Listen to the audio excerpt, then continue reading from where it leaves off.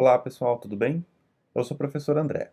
Na aula de hoje eu vou explicar para vocês a lei dos gases ideais. Entender o comportamento dos gases é muito importante para entender a termodinâmica, que nos possibilita entender o funcionamento de várias coisas que nós utilizamos hoje em dia, como motor a combustão, refrigerador, ar-condicionado, até mesmo uma panela de pressão. Mas para começar, nós vamos entender alguns fenômenos bem mais simples. A lei dos gases ideais estabelece uma relação entre três principais grandezas físicas referentes aos gases. Eu vou começar esse vídeo explicando para você quais são essas três grandezas. Essas grandezas são temperatura, que é a energia cinética média das moléculas desse gás, a pressão, que é a força exercida por esse gás nas paredes do recipiente, e o volume ocupado por ele, que é exatamente o local no espaço que ele ocupa, o volume do recipiente. Falamos em gás ideal porque isso é uma simplificação. Porém, em determinadas condições, os gases reais se comportam de maneira muito próxima ao comportamento desse gás ideal. A equação de estado do gás ideal é essa que você está vendo na tela. É ela que estabelece a relação entre algumas grandezas referentes ao gás. Ela nos diz que a pressão multiplicada pelo volume ocupado pelo gás é igual ao número de mols, ou seja, a quantidade de gás que existe dentro desse recipiente, multiplicado por R, que é a constante dos gases, que é um valor fixo, multiplicada também pela temperatura absoluta do gás. Lembrando que a temperatura absoluta é medida na escala Kelvin, não podemos esquecer disso. Quando nós temos um recipiente que não permite nem a entrada e nem a saída do gás, como por exemplo uma bola bem vedada, o número de mols não muda, pois a quantidade de gás que há dentro desse local também não se altera. R é uma constante e tem um valor fixo, 8,31 joules por mol Kelvin aproximadamente.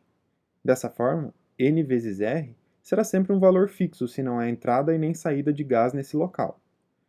Se passarmos a temperatura absoluta dividindo do outro lado da equação, nós temos pressão vezes volume dividido pela temperatura absoluta. É igual a N vezes R. Como N vezes R é um valor fixo, nós temos que a pressão vezes o volume dividido pela temperatura sempre será um valor constante, ou seja, um valor que não muda. Talvez você esteja se perguntando por que falamos em gases ideais. Os gases ideais são uma idealização, uma simplificação do modelo real. Em física, muitas vezes os fenômenos são muito complicados para entendermos, então fazemos primeiro algumas simplificações e depois tentamos entender o fenômeno real. Para você entender um pouco melhor, você já deve ter tido a experiência de deixar uma bola que esteja um pouco vazia alguns minutos no sol e perceber que ela encheu um pouco. E realmente, isso pode ser explicado pela lei dos gases ideais. Isso significa dizer que se esse gás dentro da bola estiver numa situação de baixa temperatura e nós multiplicarmos sua pressão pelo seu volume e dividirmos pela temperatura absoluta, isso deverá ser igual a uma outra situação onde a temperatura for maior, onde haverá outro valor de pressão, volume e também temperatura. Você pode observar isso ao calibrar os pneus no automóvel. Se você calibrar os pneus quando a temperatura ambiente está próxima de 25 graus Celsius, por exemplo, de manhã cedo, a pressão dos pneus ficará menor. Com o passar do dia, se a temperatura aumentar, por exemplo, para 35 graus Celsius, a pressão dentro dos pneus aumentará. Um detalhe muito importante que você não pode esquecer.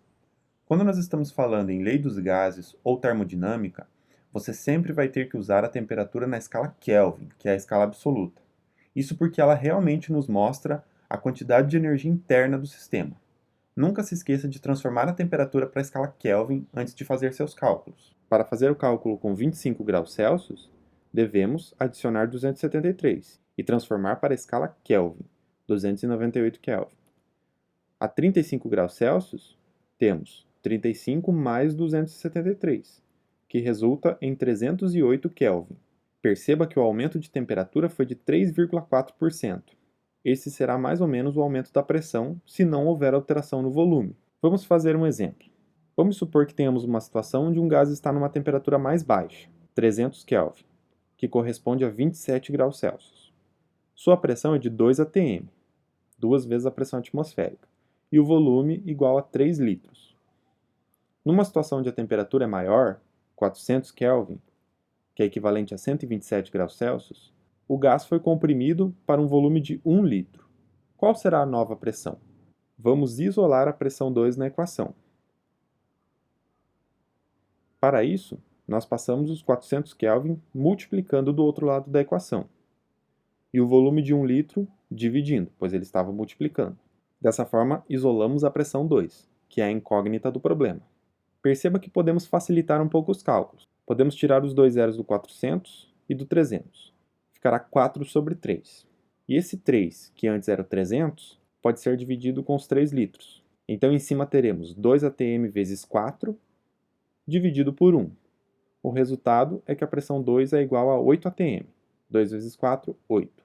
Perceba que a pressão aumentou, pois o gás foi comprimido, ou seja, seu volume foi diminuído e a sua temperatura foi aumentada.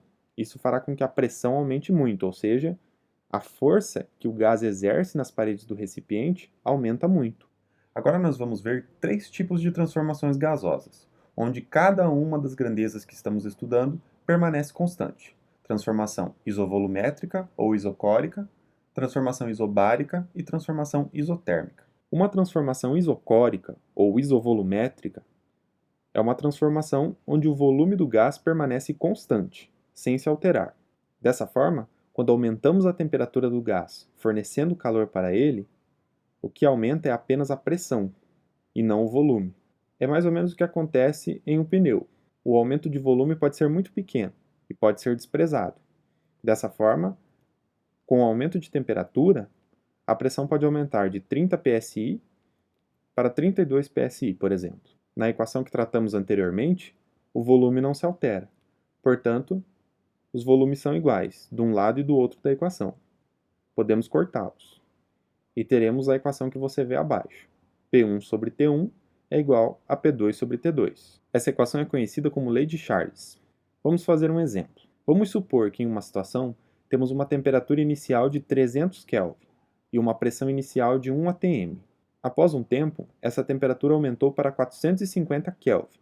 Qual será o novo valor da pressão? Vamos utilizar essa equação e substituir os dados. A pressão 1 é igual a 1 atm. A temperatura inicial igual a 300 Kelvin. E a temperatura final igual a 450 Kelvin. Devemos isolar a pressão 2, passando 450 multiplicando do outro lado da equação. Perceba que teremos que a pressão 2 é igual a 450 dividido por 300. Isso resulta em 1,5 atm, um aumento de 50% na pressão, pois o aumento na temperatura absoluta também foi de 50%. Em uma transformação isobárica, a pressão do gás permanece constante. É mais ou menos o que acontece com um balão, se aumentarmos a temperatura dos gases que estão dentro dele. Nesse caso, quando fornecemos calor ao gás e aumentamos a sua temperatura, para que a pressão permaneça constante, seu volume deve aumentar. Como é a pressão que permanece constante, temos que as pressões são iguais dos dois lados da equação, então podemos cortá-las. E teremos que o volume 1 dividido pela temperatura absoluta 1 é igual ao volume 2 dividido pela temperatura absoluta 2. Essa equação é conhecida como lei de Charles e Gay-Lussac. Vamos fazer um exemplo. Vamos supor que a temperatura inicial de um gás seja de 300 Kelvin e o volume inicial 1,5 litro. Esse gás é aquecido para uma temperatura de 400 Kelvin. Qual será o novo volume do gás? Já sabemos que ele irá aumentar, para que a pressão permaneça constante. Utilizando essa equação, vamos substituir os dados. O volume inicial é igual a 1,5 litros. A temperatura inicial, 300 Kelvin.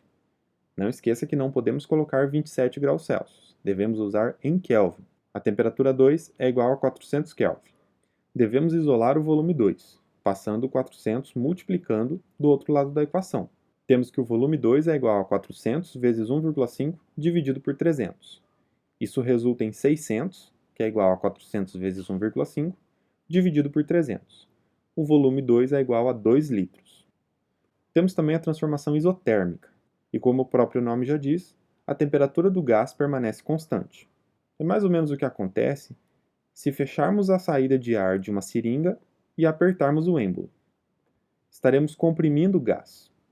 Como ele pode perder calor para o ambiente, a temperatura pode ficar constante, Porém, a pressão irá aumentar muito. Dessa forma, quando comprimimos o gás, a pressão aumenta muito, ou seja, a força que o gás exerce sobre as paredes do recipiente aumenta.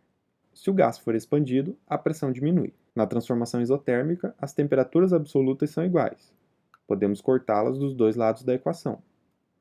E teremos que a pressão 1 vezes o volume 1 é igual à pressão 2 vezes o volume 2. Pressão e volume são inversamente proporcionais. Quanto maior a pressão, menor o volume. Essa equação é conhecida como lei de Boyle. Vamos fazer um exemplo. Se o volume inicial de um gás é igual a 3 litros e o volume final foi de 1,2 litros, esse gás foi comprimido. A pressão inicial era igual a 2 atm.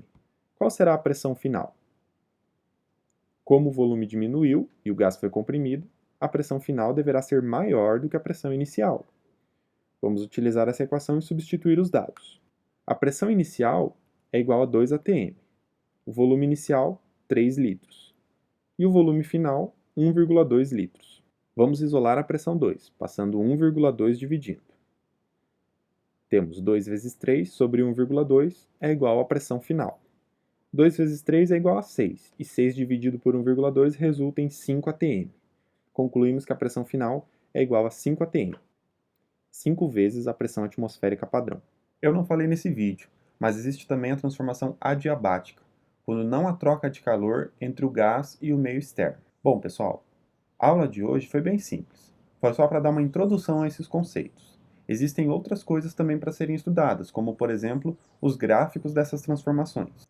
Eu espero que com essa aula você tenha entendido um pouco sobre o comportamento dos gases e os seus tipos de transformações. Bons estudos e até a próxima! Se você gostou do vídeo, não se esqueça de se inscrever no nosso canal.